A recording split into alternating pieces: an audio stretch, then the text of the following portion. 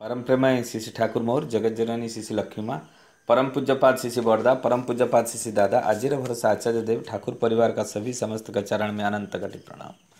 आज आप लोगों के सामने मैं आलोचना करना चाहता हूँ, अस्पृश्यता का वर्जन करना अच्छा ही है, उसमें क्षति नहीं, किंतु सदाचार को विदा ना करो।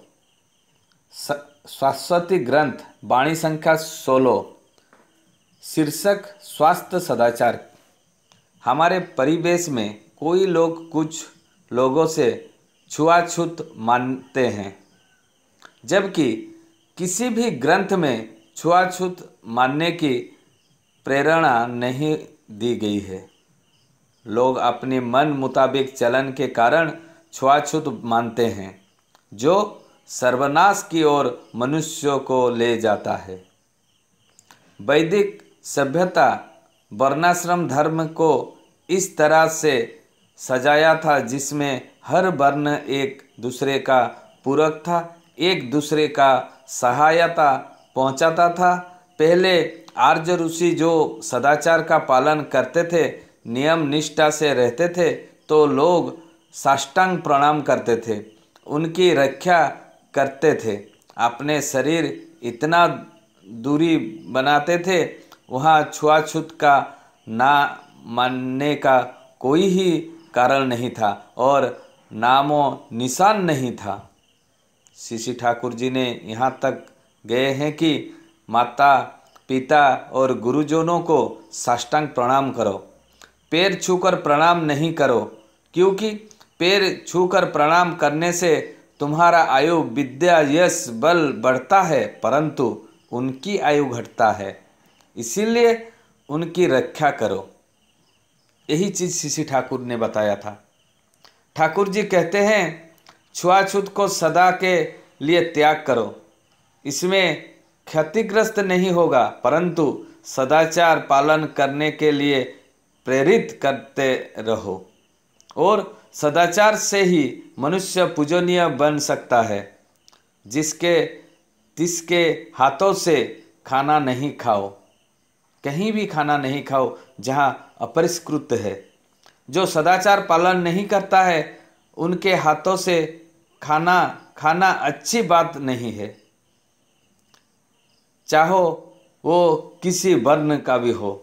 जहाँ परिष्कार परिच्छन्नता नहीं है, वही जगह में खाने से रोग होता है। ठाकुर जी कहते हैं पतितों को उद्धार की बात सुनाओ।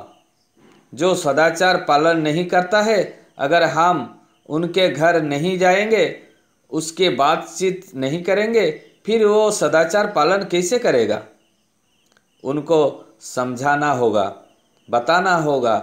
यह सब हम लोग अपने बचने के लिए करेंगे, क्योंकि ठाकुर जी बराबर परिवेश की बात कहते थे और हर टाइम परिवेश के बारे में ही आलोचना करते थे। परिवेश की रक्षा करो, ठाकुर बोलते थे। अगर श्रद्धा भक्ति भाव से कुछ कोई देता है तो उसको तुम ग्रहण करो, या एक बिस्किट का पैकेट ले लो या मांग कर खा लो। मान लीजिए आपके घर में आसपास कोई ऐसा व्यक्ति है जो शराबी है, अपनी पत्नी को मारता है, गाली गुलज करता है। अगर हम छल बल कौशल से उसे शराब से दूर कर दे, सदाचार पालन करवाए, तो हम उनके लिए ईश्वर बन सकते हैं, भगवान बन सकते हैं, उनके परिवार के लिए पूजनीय बन सकते हैं।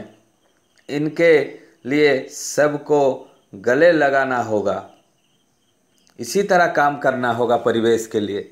आप अपने बचने के लिए सब कुछ कर रहे हो। अगर बगल में रेडियो बजता है तो हम उस गाना को गुनगुनाने लग जाते हैं। बगल में कोई गाली गुलज करता है, उसका भी प्रभाव हमारे मन मस्तिष्क पर पड़ता है, हमारे बच्चे और परिवार पर पड़ता है। हम कितना भी अच्छे क्यों नहीं है, हमारा मन थोड़ा देर के लिए खराब जरूर होगा। इसीलिए परिवेश की रक्षा करना बहुत ज़रूरी है। पहले अगर बगल में एक गाय मर जाता था तो हमारे आस पड़ोस के जो मोची भाई हुआ करते थे उनके सूचना मिलता था, वो आकर उसके गांव से दूर कहीं रख दिया करते थे, जिसमें हमारा परिवेश अच्छा रहता था। वैदिक सभ्यता का कसौटी था। ठाकुर जी कहते हैं ऋषियों को छोड़कर ऋषिवाद की उपासना आरंभ हुई। वर्णाश्रम को तोड़कर हम लोग खुद अपने धंधे में व जंग में कुराड़ी मार लिए। लोगों से घृणा, देश भाव, छोटी सोच, छुआछूत का भाव रखकर हम लोग सर्वनाश की ओर चलने के लिए तैयार हो गए हैं। इसीलिए ज्ञान गरिमा की ओर लौटना बहुत ज़रूरी है।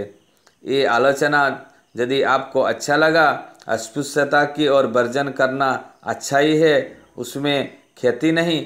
ये आलोचना यदि आपको अच्छा लगा तो मेरे को कमेंट बॉक्स में कमेंट कीजिएगा और मैं और नया नया बात आप लोगों के लिए लाना चाहता हूँ। जय गुरु, वंदे पुरुषोत्तमम।